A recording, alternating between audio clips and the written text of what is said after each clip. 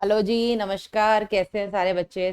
आज उत्सर्जी उत्पाद एवं उनका निष्कासन, excretory products and there elimination, जो आपका चैप्टर है मानव कार्यकी का, उसके हम बेटा previous year questions plus plus कुछ इंपॉर्टेंट क्वेश्चंस डिस्कस करने वाले हैं। ठीक है। अगर मैं बेटा मानव कार्यकी के अध्यायों की बात करूं, जिसमें आपके पाचन से लेके हार्मोन, आपका जो रासायनिक समन्वय वाला अध्याय है, ये सारे आते हैं। इन सभी में बेटा अगर मैं बात करूं, सबसे ज्यादा वेटेज किसका रहा है? वैसे तो हम इन जनरल बोल देते हैं कि सारे चैप्टर्स से आपके कम से कम एक, ज्यादा 3 क्वेश्चन आ जाएंगे, 2 का हम एवरेज लेकर के चलते हैं। लेकिन इस चैप्टर का वेटेज पता नहीं क्यों बाकी सबकी तुलना में थोड़ा ज्यादा ही है। यहाँ से क्वेश्चन अच्छे खासे आते हैं और अच्छे लेवल के आते हैं, थोड़ा दिमाग वाले भी आते हैं। तो आपका कंसेप्ट क्लियर होना चाहिए अगर आपको इसके क्वेश्चन सॉल्व करने अच्छे से तो। यस। तो स्टार्ट करते बेटा। सबसे पहला क्वेश्चन आपकी स्क्रीन के ऊपर ये रहा। हाँ जी, क्वेश्चन है, एंजियोटेंसिनोजेन प्रोटीन किन कोशिकाओं से उत्पन्न और स्रावित होते हैं? एंजियोटेंसिनोजेन याद करिए बेटा, हम लोगों ने रास पढ़ा है, रेनिन एंजियोटेंसिन एल्डोस्टेरोन सिस्टम। और इस सिस्टम के अकॉर्डिंग रेनिन निकलता है आपकी जो जक्स्टाग्लोमेरुलर कोशिकाएं हैं वहां से। ठीक है। और आपका एंजियोटेंसिनोजेन निकलता है आपकी यकृत कोशिकाओं से। कहां से आता है बेटा? यकृत कोशिकाओं से। इसी एंजियोटेंसिनोजेन को जो आपका रेनिन आता है बेटा, जो एक एंजाइम है लेकिन हार्मोन की तरह काम करता है, ये इसको बेटा कन्वर्ट करता है एंजियोटेंसिन 1 में। और ये एंजियोटेंसिन 1, एंजियोटेंसिन 1 आपका फेफड़ों में एस, यानी कि आपके एंजियोटेंसिन कन्वर्टिंग एंजाइम की उपस्थिति में बेटा ये एंजियोटेंसिन 2 में कन्वर्ट होते हैं। ठीक है। और ये एंजियोटेंसिन 2 बेटा आपका रक्त दाब बढ़ाने के लिए सबसे पहले तो वाहिनी संकुचन कराएगा, जितनी भी रक्त वाहिनियां उनका संकुचन कराएगा। उसके बाद बेटा वाहिनी संकुचन के साथ साथ ये आपका एल्डोस्टेरोन का स्रावन करवाएगा आपके एड्रिनल कॉर्टेक्स से। ठीक है। वो एल्डोस्टेरोन क्या करेगा? डीसीटी पर आकर के आपके सोडियम आयन का पीछे पीछे जल का पुनः शोषण कराएगा। जो आपकी रक्त वाहिनियां संकुचन हुआ था बेटा, उससे आपका रक्तदाब बढ़ेगा, जिससे कि आपका जीएफआर बढ़ेगा। तो ये सब कुछ आपका जीएफआर बढ़ाने के लिए हो रहा है। ठीक है। तो एंजियोटेंसिनोजेन बेटा कहां से आता है? ये आता है आपकी यकृत कोशिकाओं से। ये आता है आपकी यकृत कोशिकाओं से। और रेनिन कहां से आता है बेटा? रेनिन आता है आपका जेजी कोशिकाओं से, जो कि आपके वृक्क में पाई जाती हैं। और ये आपकी यकृत कोशिकाओं से आता है। ठीक है। तो इसका उत्तर हो जाएगा मैक्युला डेंसा, एंडोथीलियम की कोशिकाएं, यकृत, यकृत कोशिकाएं। ठीक है। उत्तर हो जाएगा बेटा इसका 3। चलिए आगे बढ़ते हैं। अगला क्वेश्चन है, एक व्यक्ति जो एक लंबी भूख हड़ताल पर बैठा है और मात्र जल पर ही निर्वाह कर रहा है, उसके तो एक बेटा आदमी है जो बहुत लंबे समय से भूख हड़ताल पर है। ठीक है। वो सिर्फ पानी पी रहा है, सिर्फ पानी पी रहा है। तो उसके मूत्र में अपेक्षाकृत कम यूरिया होगा, मूत्र में अधिक सोडियम होगा, मूत्र में कम अमीनो अम्ल होंगे, रक्त में अधिक ग्लूकोज होगा। तो ग्लूकोज तो बेटा नहीं ही होगा। ठीक है। ग्लूकोज तो उसका उतना ही बन रहा है जितना कि ग्लाइकोजन आपके जो यकृत और पेशी में जो आपका ग्लाइकोजन संग्रहित है, उसको तोड़ करके ग्लूकोज बनाया जा रहा है। उतना ग्लूकोज मिल पा रहा है जो कि आपकी कोशिकाओं को कोशिकाओं तक पहुंच जाए, उतनी ऊर्जा बना दे जो कि आपको बेसिक रिक्वायरमेंट है ना। क्योंकि ज्यादा खाना तो अभी आप खा ही नहीं रहे हो, भूख हड़ताल पर हो। लेकिन हाँ, भूख हड़ताल पर होने की वजह से बेटा आपके उसके शरीर में और उसके मूत्र में बेटा यूरिया की मात्रा जो होगी वो काफी कम हो जाएगी। ठीक है। तो नाइट्रोजन अपशिष्ट पदार्थ बेटा उसके शरीर में कम हो जाएगा। अगला प्रश्न, यूरिक अम्ल निम्न में से किसके उत्सर्गी उत्पादों में मुख्य नाइट्रोजनी घटक है? तो बेटा जैसे हम बात करते हैं यूरिक एसिड की, तो यूरिक एसिड एक तो पक्षियों में, जिनमें पानी बहुत कम ये पी पाते हैं, पक्षियों में, सरीसृप में, और जो स्थल पर रहने वाले कीट हैं उनमें, स्थलीय कीटों में। इनमें बेटा जो उत्सर्जी उत्पाद है वो क्या है, या नाइट्रोजनी उत्सर्जी उत्पाद क्या है बेटा? यूरिक अम्ल। ठीक है। अमोनिया किसमें है? जो स्वच्छ जल में रहते हैं। और यूरिया किसमें है? जो आपके लवणीय जल में रहते हैं, साथ ही साथ जो आपके स्थल पर रहते हैं। ठीक है। तो इसमें आ जाएगा बेटा मेंढक, ये आपका एम्फीबिया है, उभयचर है। मानव बेटा यूरिया निकालता है, केचुआ नहीं निकालेगा। और कॉकरोच, कॉकरोच बेटा आपका निकालता है कॉकरोच आपका स्थलीय कीट में आता है ना, तो इसका उत्तर हो जाएगा 4। ठीक है, नेक्स्ट देख लीजिएगा, यदि मूत्राशय की दीवार में स्ट्रेच ग्राही पूरी तरह से निकाल दिए जाएं तो क्या होगा। अगर बेटा ये आपकी मूत्राशय है, यूरिनरी ब्लैडर है, ठीक है, यहां पर ही आपके ये ट्राइगोन हो जाते हैं, है ना, ये आपकी यूरेटर्स यानी कि मूत्रवाहिनियां आ रही हैं मूत्र को लेकर के, ये आपकी बेटा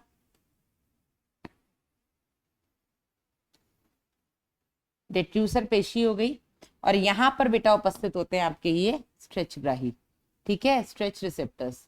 तो जैसे जैसे मूत्राशय में मूत्र भरता जाता है ये धीरे धीरे फूलने लग जाता है।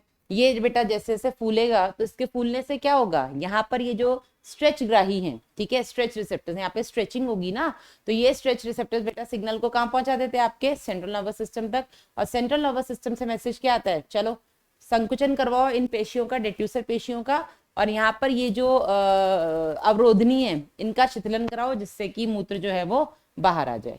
अब अगर स्ट्रेच रिसेप्टर्स नहीं होंगे तो क्या होगा, स्ट्रेच रिसेप्टर्स नहीं होंगे तो क्या मूत्र उसमें भरना बंद हो जाएगा, नहीं, मूत्र उसी तरह से भरेगा। मूत्रण नहीं होगा बेटा, मूत्रण होगा, मूत्राशय में मूत्र एकत्रित नहीं होगा, होगा, लगातार मूत्रण होता रहेगा, मूत्राशय मूत्र सामान्य की तरह ही एकत्रित होता रहेगा, नहीं बेटा। यहाँ पर बेटा क्या होता है, इस कंडीशन में यूरिन जैसे जैसे भरता है थोड़ी थोड़ी मात्रा में बेटा मतलब जो है आपका यूरिन वो थोड़ी थोड़ी मात्रा में निकलता रहता है, ठीक है।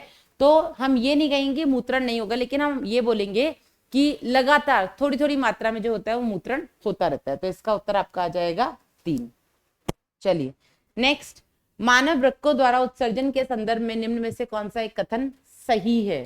सही कथन बेटा आपको चुनना है, तो इनमें सही क्या है, हेनले लूप की आरोही भुजा, भैया हेनले लूप बना लो पहले ही, ये आ गया आपका हेनले लूप, हेनले लूप की ये वाली हो गई बेटा आपकी अवरोही भुजा, जिसमें निस्यंद नीचे की ओर जाता है, ये हो गई बेटा आपकी आरोही भुजा जिसमें निस्यंद ऊपर की ओर जाता है। अवरोही भुजा में बेटा हमने पढ़ा था कि जल के लिए ये पारगम्य है, ये आपकी जल के लिए पारगम्य, जबकि वहीं आरोही भुजा बेटा इलेक्ट्रोलाइट्स यानी कि NaCl के लिए पारगम्य है, ठीक है। अब चलिए पढ़ लीजिएगा, हेनले लूप की आरोही भुजा यानी कि ये इलेक्ट्रोलाइट के लिए अपारगम्य होती है, गलत बेटा, इलेक्ट्रोलाइट के लिए पारगम्य है, ठीक है। हेनले लूप की अवरोही भुजा ये जल के लिए अपारगम्य है, नहीं बेटा, ये जल के लिए पारगम्य होती है। दूरस्थ संवलित नलिका बाइकार्बन ट्रायन के पुनः अवशोषण के लिए असक्षम होती है, नहीं बेटा, उसके लिए ये सक्षम होती है। कौन सा सही है, हाँ चलिए रुकिए एक बार रुको, तो ग्लोमेरुलर निस्यंद का लगभग 99% भाग वृक्क नलिकाओं द्वारा पुनः अवशोषित हो जाता है, बिल्कुल सही बात है। हमने पढ़ा था कि आपका जो ग्लोमेरुलर निस्यंदन है ये आपका GFR कितना है बेटा, ये आपका 125 मिलीलीटर प्रति मिनट है, 1 मिनट में 125 ml आता है, ठीक है।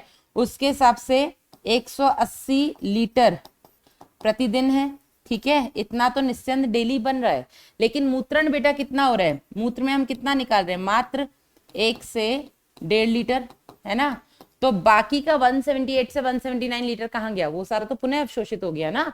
तो लगभग 99% जो भी आपका निस्यंद बना है वो पुनः अवशोषित हो जाता है, उत्तर हो जाएगा आपका 4, ठीक है, क्लियर है। आगे बढ़ते हैं, मानव में प्रधान नाइट्रोजनी उत्सर्जी यौगिक का संश्लेषण। तो बेटा हमारे केस में मेन जो नाइट्रोजनी उत्सर्जी पदार्थ है वो है आपका यूरिया, ठीक है। ये यूरिया बनता कहाँ है बेटा, ये यूरिया बनता है आपके यकृत में, और निकलता कहाँ से है बेटा, ये निकलता है आपके, इसका निस्यंदन या इसका उत्सर्जन होता है आपके वृक्क द्वारा, ठीक है, वृक्कों द्वारा निष्कासन,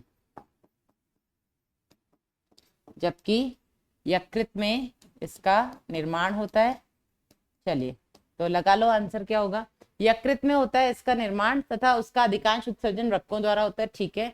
वृक्कों में नहीं होता है बेटा इसका निर्माण, परित्याग दोनों ही, अच्छा उसका निर्माण और परित्याग दोनों ही वृक्कों द्वारा नहीं होता है, यकृत में निर्माण होता है, परित्याग भी इसका पित्त के द्वारा नहीं बेटा, तो इसका निर्माण यकृत में होता है, यूरिया साइकिल होती है, ठीक है, और बेटा इसका उत्सर्जन वृक्कों द्वारा होता है, उत्तर हो जाएगा आपका 1। अगला क्वेश्चन है, नाइट्रोजनी अपशिष्टों को यूरिक अम्ल विधि के द्वारा निकाला जाना पाया जाता है। तो अभी हमने बेटा डिस्कस किया था कि यूरिक अम्ल किसमें नाइट्रोजनी अपशिष्ट पदार्थ है, यूरिक अम्ल आपका पाया जाएगा आपके सरीसृप में, पक्षियों में और स्थल पे रहने वाले कीटों में। ठीक है, तो सरीसृप और पक्षियों में, पक्षी और एनलिड में नहीं होगा, एम्फीबियन में नहीं होगा, ठीक है, और एम्फीबियन में नहीं। तो उत्तर हो जाएगा आपका इसका 1। अगला क्वेश्चन है, निम्न में से किस एक में मानव नेफ्रॉन के एकविष्ट भाग का कार्य सही बताया गया है? ठीक है, पोडोसाइट्स, पोडोसाइट्स बेटा आपके यहाँ पर वोमेन संपुट में पाई जाती हैं। ठीक है, और इनका आकार कुछ इस तरीके का होता है। ये एक हो गई, यहाँ बेटा आपकी ये दूसरी हो गई, ठीक है, फिर ये आपकी तीसरी हो गई,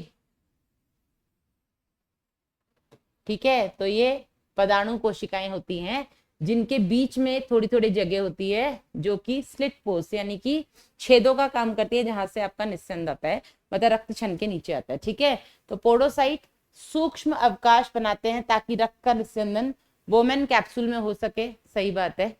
हेनले लूप, ग्लोमेरुलसी निस्यंद में से मुख्य पदार्थों का अधिकांश पुनर्अवशोषण, नहीं बेटा, अधिकांश पुनर्अवशोषण आपके समीपस्थ सम्मिलित नलिका यानी कि प्रॉक्सिमल कॉन्वोल्यूटेड ट्यूब्यूल यानी कि पीसीटी में होता है। ठीक है, दूरस्थ सम्मिलित नलिका में पोटेशियम आयनों का परिवर्ती रक्त कोशिकाओं में पुनः अवशोषण, नहीं बेटा, पोटेशियम आयन का जो होता है वो स्रावन होता है और इसी कारण से जो मूत्र होता है वो हल्का सा अम्लीय होता है। अविवाही धमनिका रक्त को ग्लोमेरुलस से दूर वृक्क शिरा की ओर लेकर के जाती है, नहीं बेटा, वो अपवाही होती है जो लेकर के जाती है दूर। ठीक है, तो ये भी गलत हो गया, आपका सही उत्तर हो गया इसमें पहला। क्लियर है, चलिए आगे बढ़ते हैं। निम्न में से कौन सी एक संरचना वृक्कीय पिरामिड का भाग नहीं है? तो बेटा पिरामिड, ये आपके मेडलरी पिरामिड्स थे, इनमें से कौन सा मेडलरी पिरामिड का भाग नहीं है? तो बेटा आपकी परिनलिकाकार केशिकाएं, ये आपकी जो पेरी ट्यूबुलर कैपिलरीज हैं जो कि आपके हेनले लूप के चारों तरफ घूमती हैं। ठीक है, हेनले लूप हो गया आपका, हेनले लूप ये हो गया, हेनले लूप के चारों तरफ घूमने वाली आपकी पेरीट्यूबुलर कैपिलरीज हो गई। ठीक है, और आपकी संग्राहक वाहिनियां जो आपकी कलेक्टिंग डक्ट है, ठीक है, जो यहाँ पर साइड में जा रही है अलग अलग डीसीटी से मूत्र को इकट्ठा करके जो कि लेकर जा रही है। ये आपके जो डीसीटी है ये आकर के खुलते हैं किसमें? आपकी ये संग्रहित नलिका में, है ना, ये हो गई आपकी संग्रहित नलिका। तो ये तीनों भाग बेटा आपके कहाँ होते हैं? ये आपके मध्यांश में होते हैं यानी कि मेडुला में होते हैं। लेकिन आपकी जो कुंडलित नलिकाएं हैं, जो आपका पीसीटी हो गया, आपका डीसीटी हो गया और आपका बेटा मेल्फिजियन कॉर्पसल हो गया, ठीक है, जिसमें कि आपका बोमेन संपुट और ग्लोमेरुलस दोनों आते हैं, ये बेटा कहाँ पाए जाते हैं? आपके कॉर्टेक्स भाग में यानी कि वल्कुटीय भाग में। ये कहाँ पाए जाते हैं? आपके वल्कुट भाग में। सॉरी, तो कौन सा वृक्कीय पिरामिड का भाग नहीं है? पिरामिड बेटा पाए जाते हैं आपके मध्यांश में, है ना, तो ये बाकी तीन संरचनाएं आपकी मध्यांश में पाई जाती है, कुंडलित नलिकाएं आपके वल्कुट भाग में पाई जाती है। तो दूसरा उत्तर हो जाएगा आपका इसमें। अगला, वृक्कों के कार्य के नियमन के संदर्भ में निम्न में से कौन सा एक कथन सही है? सही पूछा गया है बेटा। जब कभी कोई बहुत ज्यादा पानी पीता है तो एडीएच का विमोचन घट जाता है। एडीएच क्या है बेटा? एंटी डायूरेटिक यानी प्रतिमूत्रल हार्मोन, जो कि डायूरेसिस यानी कि बहुत ज्यादा यूरिन के पैसेज को रोकता है। ठीक है, अगर कोई बहुत ज्यादा पानी पी रहा है तो फिर यूरिन रोकने की जरूरत नहीं है, आप ज्यादा पानी पियो, बार बार जाओ यूरिन, क्या दिक्कत है? आपके शरीर में पानी की कमी नहीं आएगी, है ना। तो अगर आप बहुत ज्यादा पानी पीते हो तो एडीएच का विमोचन घट जाता है, बिल्कुल सही बात है। शरीर पर अधिक ठंड के पहुंचने पर एडीएच का विमोचन उत्तेजित होता है, नहीं बेटा, ठंड में आप कम जाते हो यूरिन के, मतलब अगर आप ज्यादा पानी पियोगे तो आप यूरिनेशन के लिए जाओगे। ठीक है, तो अगर यहाँ पर बेटा बहुत ज्यादा ठंड अगर होगी तो वहां पे एडीएच का विमोचन उत्तेजित नहीं होता है। ठीक है, अगर एडीएच का विमोचन उत्तेजित होता तो आप ठंड में कम यूरिन के लिए जाते हैं ना।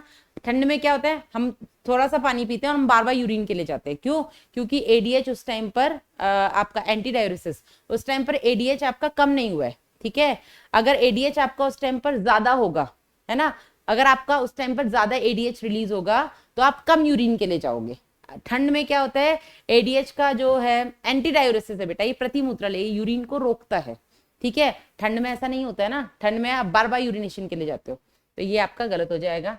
ग्लोमेरुलसी रक्त प्रवाह में बढ़ोतरी होने से एंजियोटेंसिन 2 का बनना उत्तेजित होता है, नहीं बेटा, जब रक्त प्रवाह कम होता है उस समय पर बेटा क्या होता है, कम होने पर रेनिन निकलता है और रेनिन एंजियोटेंसिन जन को एंजियोटेंसिन 1 और एंजियोटेंसिन 2 में आपके फेफड़ों में जाके एस को परिवर्तित करते हैं।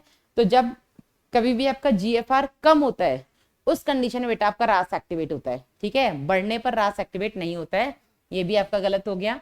गर्मियों में जब वाष्पन के द्वारा शरीर से बहुत सा जल बाहर निकल जाता है तब एडीएच का विमोचन घट जाता है। नहीं बेटा, इस टाइम पर एडीएच का विमोचन बढ़ जाता है, ताकि पानी ऑलरेडी पसीने से बाहर जा रहा है, यूरिन से कम बाहर ना जाए। तो इसका सही उत्तर हो जाएगा आपका 1। अगला, नेफ्रॉन का वह कौन सा भाग है जिसमें गुच्छीय निस्यंदन में विद्युत अपघट्यों तथा जल की अधिकतम मात्रा का पुनः अवशोषण होता है? 70 से 80% पुनः अवशोषण बेटा आपके पीसीटी भाग में होता है, यानी कि आपके समीपस्थ कुंडलित नलिका में होता है, और सबसे कम अवशोषण बेटा आपके हेनले लूप में होता है। ठीक है, अगला, गुच्छीय निस्यंदन दर में गिरावट आने पर किसका सक्रियण होगा? अगर आपका जीएफआर कम है, ठीक है, जीएफआर कम है मतलब आपका रक्तदाब कम है, तभी तो आपका जीएफआर कम होगा ना। जीएफआर कम होगा तो बेटा आपका रास एक्टिवेट हो जाएगा, है ना। तो किसका सक्रियण होता है?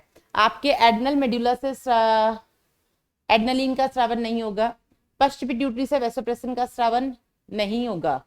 एक मिनट, जीएफआर कम है ना तो एंटी डायरेसिस, ठीक है। तो लेकिन जीएफआर कम होने पर बेटा डायरेक्ट तो आपका रास एक्टिवेट होता है ना, आपका रास एक्टिवेट होगा। तो गुच्छीय आसन्न कोशिकाओं का रेनिन स्रावन के लिए, ठीक है, बिल्कुल सही है। एड्रेनल कॉर्टेक्स का एल्डोस्टेरोन स्रावन के लिए होता है, लेकिन इसके बाद होता है। सबसे पहला इफेक्ट किस पे आएगा? जीएफआर कम होने पर आपकी रेनिन कोशिकाएं, जो आपकी जेजी कोशिकाएं उन पर, और उससे बेटा आपका रेनिन स्रावन होगा। रेनिन आपके बाकी सबका स्रावन कराएगा, तो इसका उत्तर हो जाएगा आपका 3। चलिए नेक्स्ट, दिए गए चित्र में मनुष्य के मूत्र तंत्र का सॉरी आरेख दर्शाया गया है जिसमें ए से डी का नामांकन है, उस विकल्प को चुनिए जिसमें सही सही वर्णन है। ठीक है, डी है बेटा कॉर्टेक्स, डी है कॉर्टेक्स, बिल्कुल सही बात है, बाहर। वृक्क का बाहरी भाग जिसमें नेफ्रॉन का कोई हिस्सा नहीं होता, गलत बेटा, इसमें नेफ्रॉन का आपका मेल्पिगी का है, मैंने बताया। पीसीटी और डीसीटी इसी में होते हैं, वो कॉर्टेक्स में, ठीक है, तो ये गलत हो गया। ये तो सही है कॉर्टेक्स, लेकिन यहाँ पे नेफ्रॉन का कोई हिस्सा नहीं होता, ये गलत हो गया। ए अधिवृक्क ग्रंथि है, ए आपकी अधिवृक्क ग्रंथि है, ठीक है। वृक्क के अग्र सिरे पर स्थित कैटेकोलामीन का स्रावन करती हैं, जो ग्लाइकोजन के अपघटन को उद्दीपित करती है, बिल्कुल सही बात है बेटा। एड्रेनल, ये आपने भी पढ़ा नहीं है, पढ़ लेंगे आप लोग। एड्रेनल ग्रंथि बेटा जो होती है, उसके जो मध्यांश भाग होते हैं वहां से एड्रेनलिन और नॉरएड्रेनलिन आपके आपातकालीन हार्मोन निकलते हैं, ठीक है। और आपातकालीन में बेटा ग्लूकोज की मात्रा को बढ़ाने के लिए क्या करते हैं? ग्लाइकोजन को तोड़ना शुरू कर देते हैं, ठीक है। तो ये तो बिल्कुल सही है। बी पेल्विस वृक्क द्रोणी, B B B B B pelvis, ठीक है। नाभिका यानी कि हाइलम के भीतर की तरफ स्थित चौड़ा कीपाकार अवकाश हेनले लूप से प्रत्यक्ष रूप से जुड़ा होता है। नहीं बेटा, ये हेनले लूप से प्रत्यक्ष रूप से नहीं जुड़ा होता है। आगे सी है आपका मेड्यूला, सी है मेड्यूला, ठीक है। वृक्क का भीतरी क्षेत्र जिसमें संपूर्ण नेफ्रॉन, नहीं बेटा, इसमें संपूर्ण नेफ्रॉन नहीं होता है, इसमें हेनले लूप होता है। हेनले लूप के चारों तरफ जो आपकी केशिकाएं हैं वो होती हैं, और इसमें संग्रहण नलिका होती है, तो संपूर्ण नहीं होता है। इसका सही उत्तर हो जाएगा बेटा आपका 2। चलिए आगे बढ़ते हैं। नेफ्रॉन से समीपस्थ सम्मिलित नलिका को काटकर निकाल दिया जाए तो उसका क्या परिणाम होगा? ठीक है, अगर बेटा आपने पीसीटी निकाल दिया, पीसीटी में हमने क्या बोला था? अधिकांश अवशोषण तो यही होता है ना, अधिकांश पुनः अवशोषण बेटा आपके पीसीटी भाग में ही होता है। और अगर इसमें से पीसीटी निकाल दिया जाए काट करके, तो जो 70 से 80% अवशोषण हो रहा था, जिसमें जल का भी अवशोषण था, पुनः अवशोषण था, वो बेटा नहीं होगा। तो अब यूरिन में ज्यादा पानी निकल जाएगा, है ना, तो यूरिन अब आपका डाइल्यूट हो जाएगा, ठीक है। तो अधिक सांद्र मूत्र नहीं होगा, मूत्र की गुणवत्ता मात्रा में कोई अंतर नहीं आएगा, मूत्र निर्माण का रुकना नहीं होगा, अधिक डाइल्यूट यानी कि तनु मूत्र होगा, ठीक है। उत्तर हो जाएगा आपका 4। नेक्स्ट, मानव मूत्र आमतौर से अम्लीय होता है क्योंकि, पहले बेटा मैंने आपको किसी क्वेश्चन में बताया। एसिडिक क्यों होता है बेटा आपका यूरिन? क्योंकि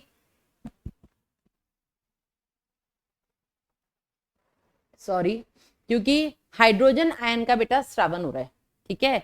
आपका पुनः अवशोषण हो रहा है 80 से 7 मतलब 99% चीजें तो आपकी पुनः अवशोषित हो ही रही हैं, लेकिन बेटा वहां पर पुनः अवशोषण हो किसका रहा है? जल का हो रहा है, सोडियम आयन का हो रहा है, आपके ग्लूकोज का हो रहा है, अमीनो अम्ल का हो रहा है, ठीक है। लेकिन बेटा उसमें स्रावन किसका हो रहा है? आपके अमोनियम का हो रहा है, हाइड्रोजन आयन का हो रहा है।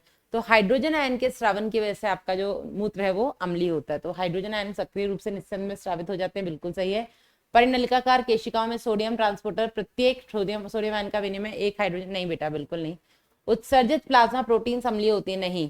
पोटेशियम और सोडियम विनिमय में अम्लता पैदा हो जाती है, नहीं। पोटेशियम और सोडियम विनिमय दोनों का ही बेटा एक्टिव सीक्रेशन, मतलब दोनों का ही सीक्रेशन होता है, स्रावन होता है। तो हाइड्रोजन के सक्रिय रूप से श्रावण की वजह से, आंसर हो जाएगा इसका 1। नेक्स्ट है आपका, स्तनियों में कौन सी रुधिर वाहिका सामान्यतः सबसे अधिक यूरिया वहन करती है? तो बेटा अभी हमने बताया यूरिया का निर्माण कहाँ होगा, यूरिया का निर्माण होता है बेटा आपके यकृत में, यानी कि आपके लिवर में। यकृत में यूरिया निर्माण होने की वजह से बेटा यकृत से जो शिरा निकलेगी, यकृत से बाहर तो शिरा ही निकलेगी ना, तो इसमें बेटा यूरिया की मात्रा सबसे ज्यादा होगी, है ना। तो वृक्कशिरा में नहीं होगी, वृक्कशिरा में तो सबसे कम होगी। क्यों? क्योंकि वृक्क धमनी से वृक्क में पहुंचा, वृक्क में तो पूरा यूरिया निकल गया ना, तो वृक्क से जो शिरा निकलेगी उसमें सबसे कम मात्रा में होगा। ठीक है, पृष्ठमाधमनी यकृत शिरा में, है ना, यकृत निवाहिका शिरा। उत्तर हो जाएगा आपका 3।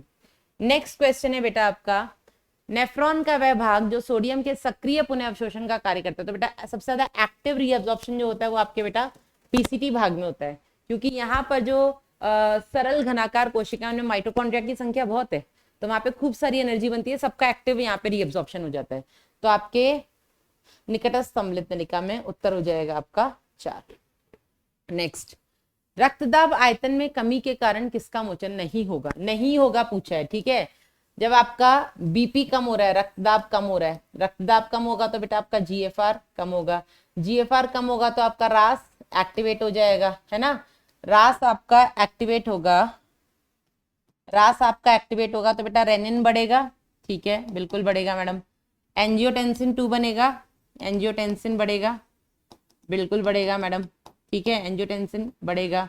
और बेटा आपका एल्डोस्टेरोन भी बढ़ेगा, एल्डोस्टेरोन भी बढ़ेगा। क्या कम होगा बेटा इस कंडीशन में? आपका एएनएफ, एएनएफ निकलता है आपके हृदय से, ये बेटा आपका एएनएफ ये आपका कम होगा, ठीक है, जब आपका बीपी कम होगा। तो ये बोल रहे हैं कि किसका मोचन नहीं होगा? तो बेटा एएनएफ का मोचन नहीं होगा, है ना, एट्रियल नेट्रियूरेटिक फैक्टर, इसका मोचन नहीं होगा, बाकी तीनों का मोचन होगा, हाँ या नहीं? क्योंकि रास एक्टिवेट हो गया ना, रास एक्टिवेट हो रहा है तो सबका वो मोचन कराएगा, लेकिन एएनएफ का मोचन नहीं कराएगा। उत्तर हो जाएगा आपका 1। एएनएफ का मोचन होगा जब बीपी बहुत ज्यादा बढ़ जाएगा तब, ठीक है। चलिए, निम्न में से कौन सा कथन उचित है? You have to choose the select correct statement. Okay. Henle पाश की अवरोही भुजा, लो वापस से बना लो भैया, जल्दी से बना लिया करो, इसमें कंफ्यूजन नहीं चाहिए कोई भी। ये यहाँ पे पानी पारगम्य के लिए, पानी के लिए पारगम्य है, ये आपके NaCl के लिए पारगम्य है, ये हो गई आपकी आरोही भुजा और ये हो गई आपकी अवरोही भुजा, ठीक है। चलिए, तो हेनले पाश की अवरोही भुजा जल के लिए पारगम्य है, बिल्कुल गलत। हेनले पाश की आरोही भुजा जल के लिए पारगम्य है, बिल्कुल गलत। हेनले पाश की अवरोही भुजा विद्युत अपघट्यों के लिए पारगम्य है, बिल्कुल गलत। हेनले पाश की आरोही भुजा जल के लिए अपारगम्य है, बिल्कुल सही। NaCl के लिए पारगम्य है, जल के लिए लगभग अपारगम्य है। अगला भैया मैच कर दो स्तंभ 1 और 2 को आपस में। ग्लाइकोसूरिया, यूरिन में यानी कि मूत्र में ग्लूकोज का आना, तो मूत्र में ग्लूकोज का होना, ए का हो जाएगा 4, ए का 4। लो भैया उत्तर तो आ गया है। गाउट बेटा क्या होता है? यूरिक अम्ल बेटा जमा हो जाता है आपके जोड़ों में, तो बी का हो जाएगा 1। लो बी का 1 आ गया, आंसर तो अपना है पहले ही। वृक्कीय पथरी, वृक्क में क्रिस्टलीकृत लवणों के पिरामिड, और किसमें बेटा किसका क्रिस्टल आता है इसमें? कैल्शियम ऑक्सलेट के क्रिस्टल्स बेटा जमा होने लग जाते हैं आपके वृक्क में, तो सी का हो जाएगा 2, ठीक है। और गुच्छ वृक्कशोथ, गुच्छों में मतलब शोथ यानी प्रदाहकता जो भी है, तो डी का 3 उत्तर हो जाएगा बेटा इसमें आपका पहला। अगला देख लो जरा फिर से, चलो भैया मैच करते हैं। अति सूक्ष्म निस्यंदन ये होता है आपके बेटा मैल्पीगी काय में, है ना, ग्लोमेरुलस और आपके वोमेन संपुट के बीच में, तो मैल्पीगी कड़िका ए का हो जाएगा 4, ए का 4, ये लो, ठीक है। मूत्र का सांद्रण बेटा आपके हेनले पाश में होता है, बी का हो जाएगा 1, बी का 1, ये लो। फिर मूत्र का अभिगमन किससे बेटा जाती है? आपकी मूत्रवाहिनी से जाती है, तो सी का हो जाएगा 2, लो बेटा सी का हो गया 2। और संग्रहित होती है आपके मूत्राशय में, तो डी का हो जाएगा 3। चलिए आंसर हो गया आपका 4। अगला क्वेश्चन, हीमोडायलिसिस के दौरान कृत्रिम वृक्क के उपयोग के परिणाम स्वरूप, हीमोडायलिसिस में बेटा हम आर्टिफिशियल किडनी का इस्तेमाल करते हैं, ठीक है, क्योंकि आपकी ओरिजिनल किडनी अब खराब हो चुकी है। तो इस कंडीशन में क्या होगा? कौन सा विकल्प सर्वाधिक उचित है? सबसे सही है, आपकी नीट 19 का क्वेश्चन है। नाइट्रोजनी अपशिष्ट शरीर में इकट्ठे हो जाते हैं? बिल्कुल नहीं होते बेटा। कैसे इकट्ठे होंगे? हम आर्टिफिशियल किडनी का यूज कर रहे हैं ना, तो हम यूरिया को ही निकालने के लिए यूज कर रहे हैं ना, पहला गलत हो गया। अतिरिक्त पोटेशियम आयन का निष्कासन नहीं हो पाता, ऐसा नहीं है बेटा। अगर एक्स्ट्रा पोटेशियम आयन तो वो निष्कासित हो जाएंगे। क्यों? क्योंकि हमने प्लाज्मा का जो आपका कंपोजिशन होता है, जो घटक घटक होते हैं, वही हमने डायलाइजिंग फ्लूइड में रखे हुए हैं, ठीक है। डायलाइजर मशीन में जो द्रव्य है हमने उसमें भी वही सेम संगठन रखा हुआ है जो आपके प्लाज्मा में होता है, ठीक है। अगर एक्सेस पोटेशियम है तो पोटेशियम निकल जाएगा ना अधिक सांद्रता से कम सांद्रता की ओर, तो ये भी बेटा निष्कासन नहीं हो पाता, गलत है, हो जाता है। जठर आतीय पथ से कैल्शियम आयन के अवशोषण में कमी आती है, बिल्कुल आती है। क्यों? क्योंकि कैल्शियम आयन का निष्कासन नहीं हो रहा है ना, तो ब्लड में कैल्शियम आयन बना हुआ है। अगर ब्लड में कैल्शियम आयन बना हुआ है तो बेटा उसका आतीय पथ में या छोटी आंत में कैल्शियम का और ज्यादा अवशोषण की जरूरत नहीं है ना, तो वहां पे अवशोषण में कमी आएगी। आरबीसी उत्पादन में कमी आती है, ठीक है, उस टाइम पे एरिथ्रोपोइटिन कहीं ना कहीं उसका प्रॉपर रिलीज नहीं हो पाता है, क्योंकि किडनी फेलियर हो चुका है ना, तो किडनी जब फेल है तो वहां पे एरिथ्रोपोइटिन नहीं निकल रहा है, एरिथ्रोपोइटिन नहीं निकल रहा तो बेटा कहीं ना कहीं आरबीसी उत्पादन में कमी आएगी, है ना। सिर्फ किडनी ही रिस्पॉन्सिबल नहीं है आरबीसी उत्पादन के लिए, बाकी कई अंग भी हैं, लेकिन किडनी भी एक रोल प्ले करता है, तो किडनी वाला हिस्सा जो है वो कहीं ना कहीं कम हो जाएगा, जिसकी वजह से आरबीसी उत्पादन में कमी आएगी। तो कौन सा सही है? तो आपका सी और डी सही है, सी और डी उचित है। लो, उत्तर हो जाएगा इसका 1। आगे बढ़ते हैं। सांद्रित मूत्र के निर्माण के लिए निम्न में से कौन सा कारक उत्तरदायी है? ओके, कंसंट्रेटेड यूरिन बनाना है। कंसंट्रेटेड यूरिन बनाना है मतलब पानी कम जाएगा, ठीक है। तो जक्स्टा गुच्छीय कॉम्प्लेक्स द्वारा एरिथ्रोपोइटिन का बेटा इसमें कोई रोल नहीं है। गुच्छीय निस्संदन के दौरान द्रव स्थैतिक दाब, बिल्कुल नहीं। एंटी डायूरेटिक हार्मोन का निम्न स्तर, एक मिनट, एडीएच ज्यादा आएगा, एडीएच ज्यादा आएगा तो फिर आपका यूरिन को रोका जाएगा, तो रोका जाएगा उस कंडीशन, मतलब पानी को रोका जाए तो सांद्रित मूत्र बनेगा, है ना। सांद्रित मूत्र के लिए निर्माण के लिए निम्न में से कौन सा कारक उत्तरदायी है? तो अगर एडीएच कम आ रहा है, एडीएच कम आ रहा है मतलब पानी को एब्जॉर्ब नहीं किया तो पानी बाहर निकल रहा है, तो मतलब तनु मूत्र जा रहा है। वृक्कों के आंतरिक मध्यांशी इंटरस्टिशियम की तरफ अति ऑस्मोलैरिटी बनाए, यस। अगर अंदर ऑस्मोलैरिटी आपको मतलब ज्यादा बना करके रखनी है, ज्यादा ऑस्मोलैरिटी के लिए बेटा आपको क्या करना पड़ेगा? पानी का ज्यादा अवशोषण होगा, पानी का ज्यादा, एक मिनट, हाँ, पानी अवशोषण ज्यादा होगा तो बेटा जो बाहर आपका मूत्र जा रहा है बेटा, वो मूत्र कैसा होगा? उसमें पानी कम होगा, यानी कि सांद्रित मूत्र हो जाएगा, तो उत्तर हो जाएगा इसका 4। चलिए, निम्न में मूत्र की कौन सी अवस्था डायबिटीज मेलाइटस की ओर? तो बेटा डायबिटीज मेलाइटस में कीटोन बॉडीज और ग्लूकोज, ये दोनों मूत्र में देखने को मिलते हैं, जिसको हम कीटोनूरिया और ग्लूकोसूरिया बोलते हैं। तो यूरेमिया, रक्त में यूरिया का बढ़ना गलत हो जाएगा, रीनल कैल्कुली, कीटोनूरिया और ग्लाइकोसूरिया, ये लो, रीनल कैल्कुली और हाइपर साइसीमी, ये क्या होता है? यूरेमिया, नहीं, आंसर हो जाएगा आपका 2, ठीक है। चलिए आगे, निम्न में से कौन मूत्र वृद्धि को रोकने में सहायता करेंगे? अच्छा, मूत्र वृद्धि को हमें रोकना है, मतलब हमें पानी कम निकालना है। एल्डोस्टेरोन के कारण वृक्क नलिका से सोडियम एवं जल का पुनर्अवशोषण, ठीक है। अगर एल्डोस्टेरोन आएगा तो सोडियम आयन आएगा वृक्क नलिका में, वृक्क नलिका के भी डीसीटी भाग में, है ना।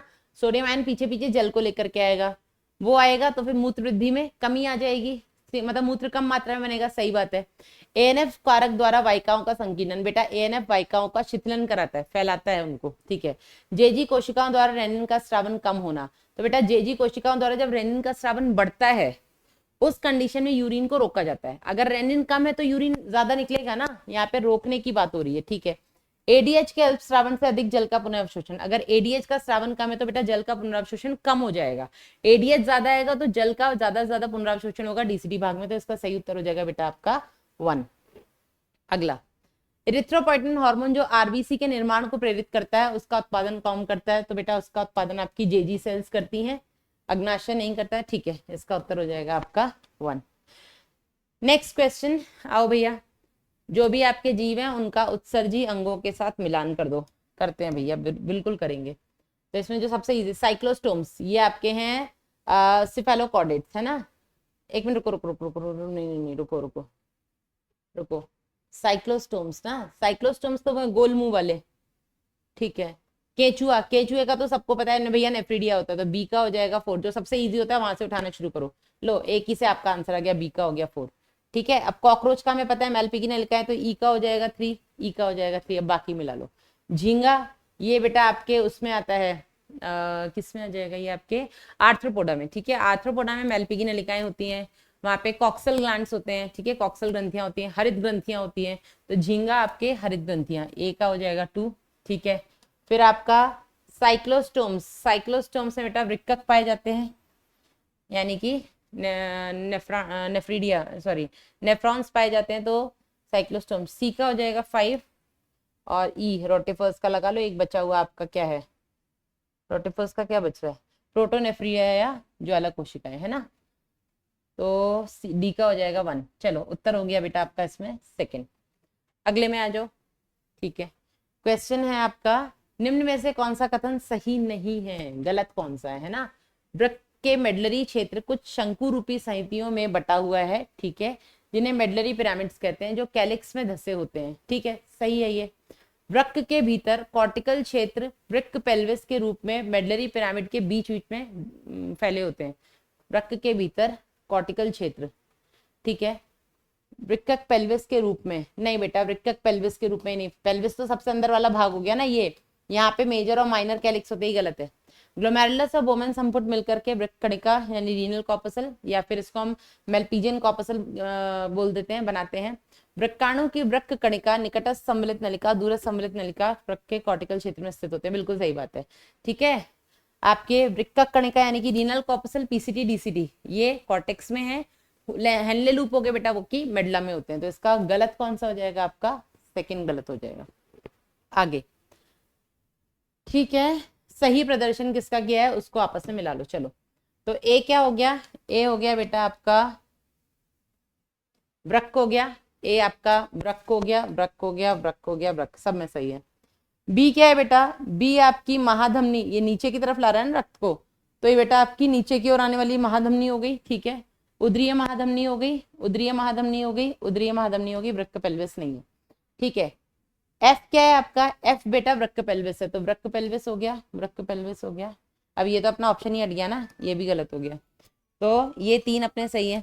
आगे आ जाओ, सी क्या है बेटा अपना, सी मूत्रवाहिनी हो गया, तो सी मूत्रवाहिनी हो गया, मूत्र मार्ग नहीं है, आंसर आ गया है अपना शायद से 1, ठीक है, आंसर हो जाएगा इसमें अपना 1। डी अपना मूत्राशय हो गया और ई मूत्र मार्ग हो गया, ठीक है।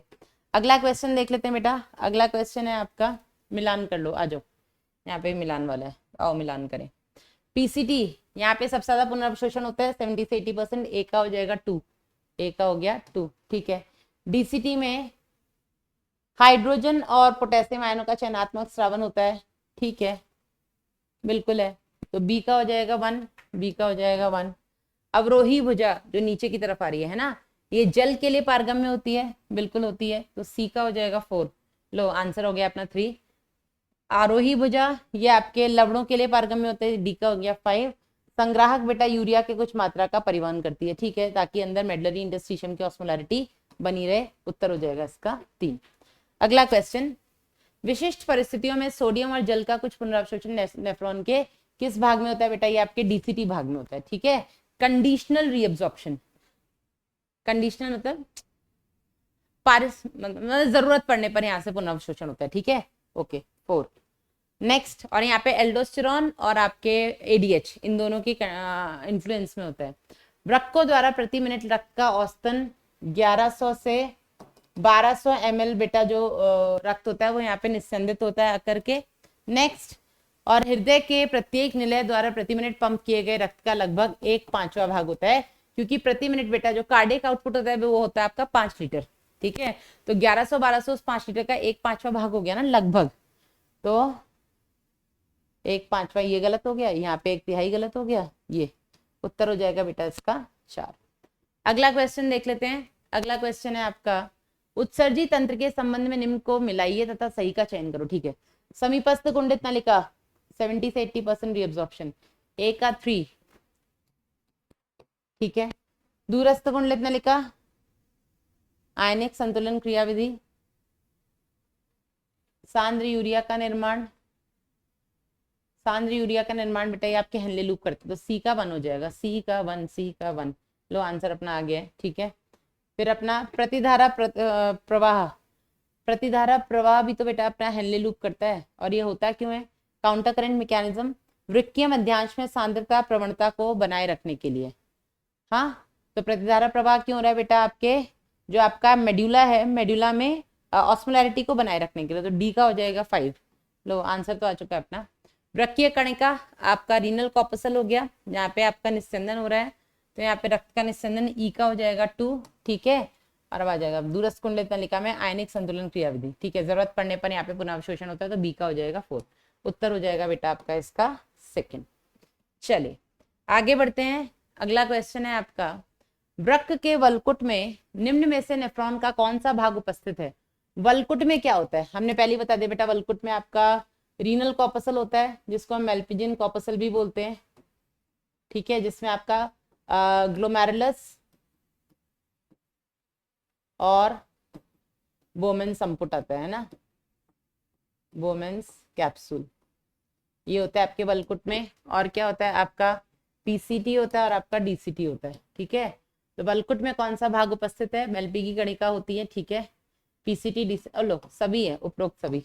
उत्तर हो जाएगा आपका 4।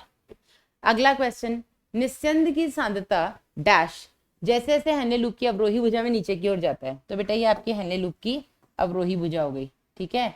अवरोही यानी कि ये वाली, ये आपकी अवरोही भुजा है। हमने क्या बोला?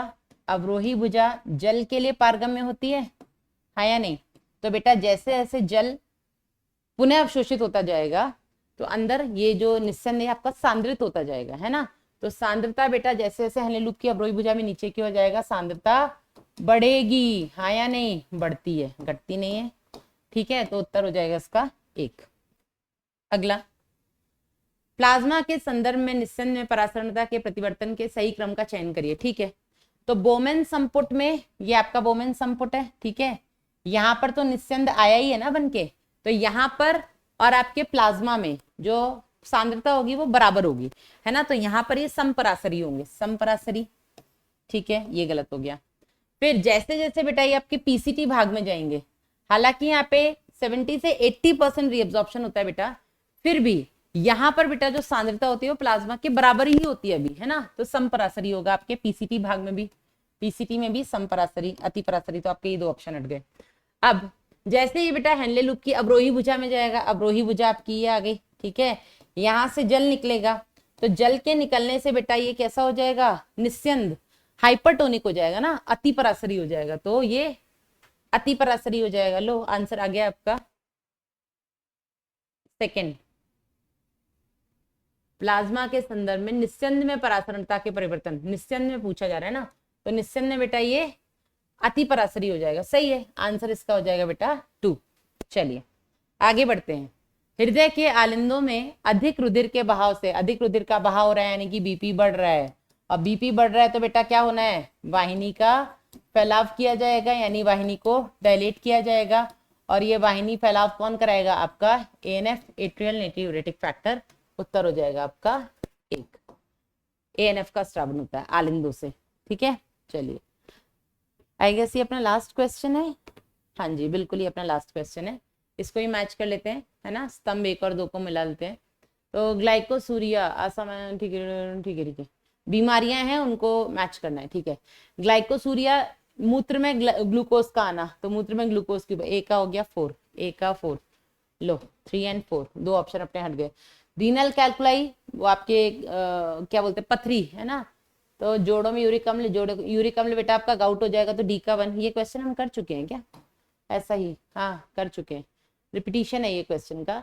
ग्लोमेरुलाई में सूजन, ग्लोमेरुलोनेफ्राइटिस, सी का 2। लो आंसर आ गया अपना 3। और वृक्क में क्रिस्टल लवण, किसके लवण बेटा? कैल्शियम ऑक्जेलेट के। मैं बार बार बताती रहती हूँ, गलत मत करा जाना। बी का हो जाएगा 3। उत्तर हो जाएगा बेटा आपका 3, ठीक है। तो ये थे बेटा अपने क्वेश्चंस। आपका चैप्टर था ये उत्सर्जी उत्पाद एवं उनका निष्कासन, है ना। हमने इसमें से क्वेश्चन प्रैक्टिस किया, आपके प्रीवियस ईयर भी कर लिए सारे, और जो इंपॉर्टेंट क्वेश्चंस मुझे लगे हमने वो भी कर लिए हैं, ठीक है। ध्यान रखिएगा अपना, और ऑल द बेस्ट। ज़्यादा से ज़्यादा क्वेश्चन प्रैक्टिस करो। Okay bye.